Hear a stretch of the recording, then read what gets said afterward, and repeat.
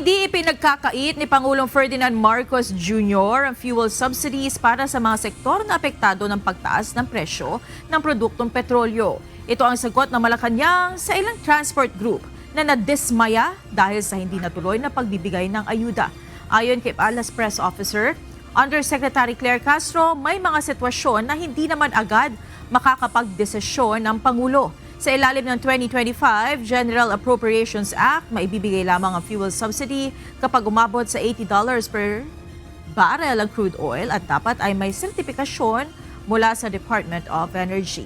Ayon kay Undersecretary Castro, bumabasa ngayon ang presyo ng crudo sa pandaigdigang merkado. Sa kasalukuyan po kasi ay kung di po tayo nagkakamali, umaabot lamang po sa 65 to 68 US dollars per barrel ang presyo ng crudo. World market. Global market price.